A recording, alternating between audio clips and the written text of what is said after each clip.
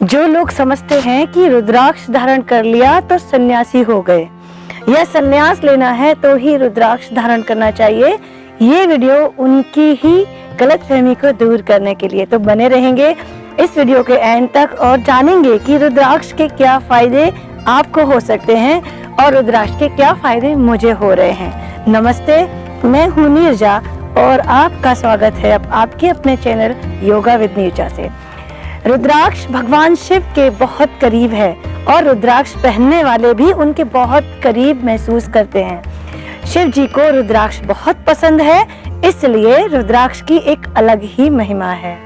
आइए रुद्राक्ष का नाम जान लेते हैं। रुद्र और अक्ष दो शब्दों से मिलकर बना है रुद्राक्ष।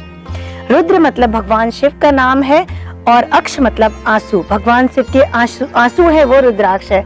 रुद्र जो भगवान का रूप है वो संहार करता है। संहार करने वाला भी भगवान शिव को कहा जाता है। कहते हैं कि सृष्टि का जो संहार करते हैं वही शिव है। विष्णु सहस्त्रनामा में रुद्र का पूरा इस तरह से विश्लेषण किया। ऋग्वेद में लिखा है रुखा द्रव्यति इति रुद्रा। रूखा का मतलब है दुखी और द्रव्यति का मतलब है नाश करने वाला। जो दुख का नाश कर दे वही रुद्र है, अर्थात जो आपके दुखों को नष्ट करके आनंद की प्राप्ति कराए वही रुद्र कहलाता है। जान लेते हैं रुद्राक्ष का जन्म कैसे हुआ। रुद्राक्ष का नाम आपने सुना, रुद्र का अक्ष यानी भगवान शिव के आंसू। तो माता पार्वती ये कथा में से बताती हैं कि भगवान शिव बहुत डीप मेडिटेशन यानी ध्यान में बैठे होते हैं। उस समय नेचुरली उनके आंख से कुछ आंसू गिरते हैं और वो आंसू जो होते हैं वो करुणा का एक प्रतीक होते हैं और वो आंसू नीचे गिरकर रुद्राक्ष का रूप ले लेते हैं। इससे रुद्राक्ष का जन्म हुआ है। रुद्राक्ष पाया जाता है पेड़ों पर और ये फल होता है, पेड़ों के अंदर ऊपर से निकलता है और फिर उस फल की माला बनाई जाती है। अब रुद्राक्ष के प्रकार जान लेते हैं, क्योंकि बहुत सारे कंफ्यूजन होते हैं कि रुद्राक्ष कौन सा सही है कौन सा गलत है। रुद्राक्ष के 1 से 14 मुखी वाले जो हैं वो प्रकार प्रचलित हैं और 15 से 21 मुखी वाले प्रकार इजीली नहीं मिलते, रेयरली अवेलेबल हैं। तो 1 मुखी से लेकर 21 मुखी तक रुद्राक्ष पाए जाते हैं। रुद्राक्ष जवाल उपनिषद में इसका डिटेल में उल्लेख किया गया है और शिव पुराण संहिता में भी शिव जी ने रुद्राक्ष कैसे पहने, कितने प्रकार के होते हैं, ये सारी बातें कही हैं। तो जो चीजें आपको कंफ्यूजन देती हैं उनके रिलेटेड जितने भी ग्रंथ हैं, अगर आप उनको पढ़ेंगे तो आप जानेंगे कि इसकी महिमा क्या है और ये किस तरीके से सही है। रुद्राक्ष को माला के फॉर्म में पहन सकते हैं, रुद्राक्ष को ब्रेसलेट के फॉर्म में पहन सकते हैं, रुद्राक्ष को अपने गले में एक रुद्राक्ष को लगाकर और इस तरह से बांध सकते हैं, हाथ में भी बांध सकते हैं। रुद्राक्ष को धारण करने के लिए अलग अलग तरीके हैं। माला धारण करना सबसे आसान तरीका है।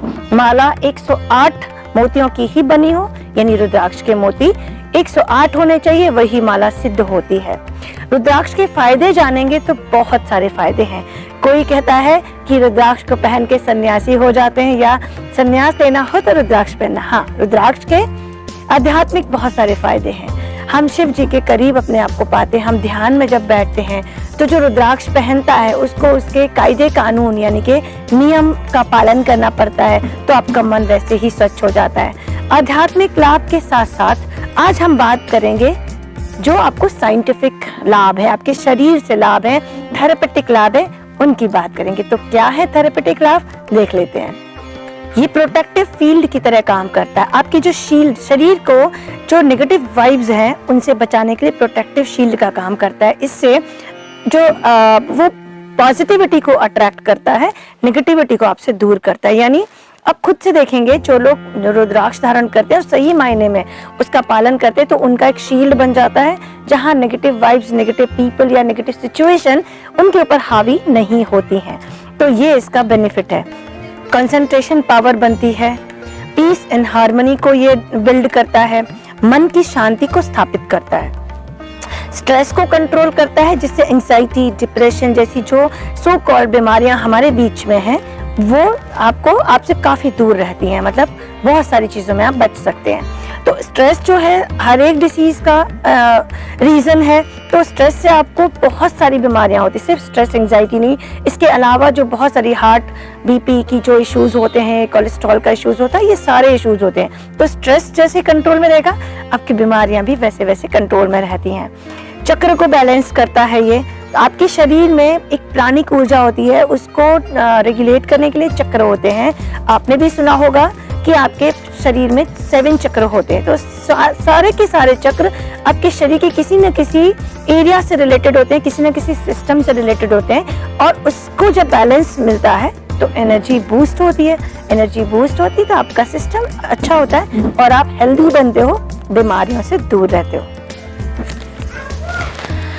अगर आप इन सब चीज़ों की ऑथेंटिसिटी जानना चाहते हैं तो आप शिव पुराण को देख सकते हैं, साथ ही रुद्राक्ष ज्वाल उपनिषद को भी आप रेफर कर सकते हैं। ऑनलाइन जो पीडीएफ है वो नीचे लिंक मैं शेयर कर रही हूँ, वहाँ से आप उसको डाउनलोड कर या ऑनलाइन रीड कर सकते हो। मैं ये इसलिए कहती हूँ कि आपको ऑथेंटिसिटी जानना बहुत ज़रूरी होती है, क्योंकि बहुत सारे भ्रम है संसार में या हमारे समाज में कि रुद्राक्ष ये नहीं, रुद्राक्ष वो नहीं, ऐसा नहीं वैसा नहीं। अगले वीडियो में मैं आपको रुद्राक्ष के भ्रम और क्या सही क्या गलत के बारे में बताऊंगी, लेकिन मुझे इससे क्या बेनिफिट है ये आपको जरूर बताऊंगी।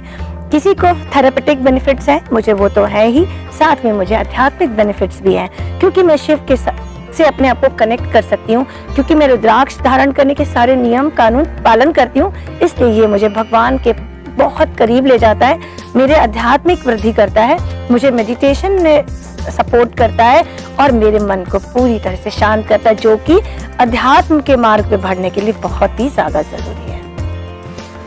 तो आज के इस वीडियो में आपने जाना रुद्राक्ष का पूरा डिटेल, लेकिन बहुत सारे भ्रमित करते हैं लोग। तो आपके क्या भ्रम है, आपकी क्या क्वेश्चंस हैं, आपको रुद्राक्ष के बारे में क्या चीज ऐसी है जो कंफ्यूजन क्रिएट करती है? आपके क्वेश्चन ऑलवेज वेलकम है, आपके क्वेश्चन के ऊपर ही मैं एक वीडियो बनाऊंगी, लेकिन मैं नेक्स्ट एक और वीडियो लेकर आ रही हूँ जिसमें मैं आपको बताऊंगी रुद्राक्ष के क्या लोगों ने उसके जो भ्रम फैलाए हैं और उसकी सच्चाई क्या है और उसके क्या रूल्स हैं, क्या रेगुलेशंस हैं, कौन पहन सकता है, कौन नहीं पहन सकता है, और किस तरह से आप अपने लिए रुद्राक्ष का चयन करें। अगर आपको चाहिए कि ऐसा एक और वीडियो मैं बनाऊं तो इस वीडियो को आपका प्यार अपेक्षित है।